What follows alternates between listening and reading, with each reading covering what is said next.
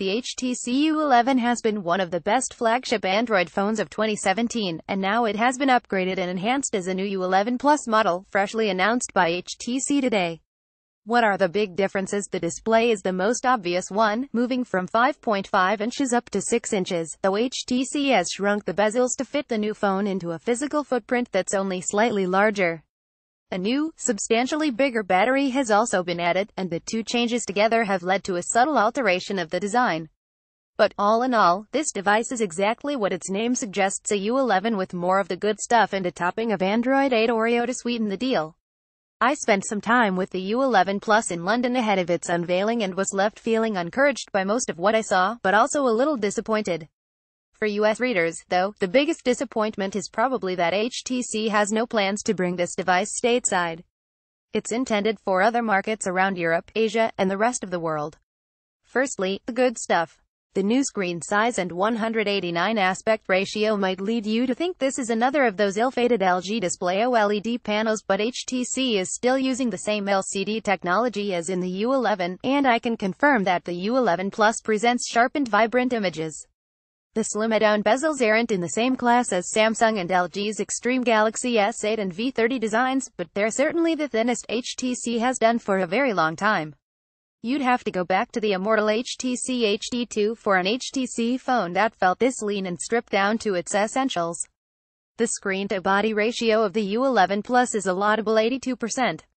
The resolution of 2880 by 1440 is a direct match to LG's G6 and V30, and HTC also promises future support for HDR10 video via a software update.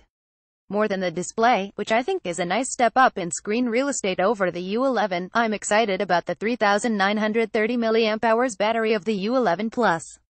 In my time with the U11, I found it to be one of the longest-lasting, most reliable Android smartphones of its generation, and that was with a 3000 mAh cell. Imagine what an extra 31% of juice will do to such a device, even with a larger display.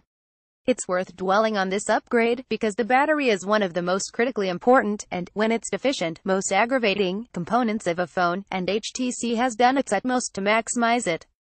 The new battery is a very welcome upgrade, however it comes at the cost of some design refinement, but the battery is also part of what I don't like about the new U11 Plus. This device is noticeably heavier than the U11, 188 grams versus 169 grams, and it loses the tapered edges of its predecessor. In practice, that means the U11 Plus feels a lot more blocky and chunky. The U11 is a large phone that feels smaller because of its perfectly curved back. Needing to fit a larger display and battery, the U11 Plus is simply more brutish and unrefined.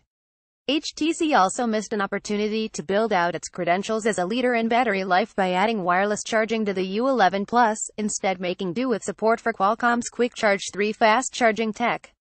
The other major feature that everyone's been insisting on in 2017, beyond bezel annihilation and wireless charging, is waterproofing, and HTC has taken a step forward with the U11 Plus. The company's new Android flagship is IP68 rated, giving users a higher level of reassurance than the IP67 rated U11.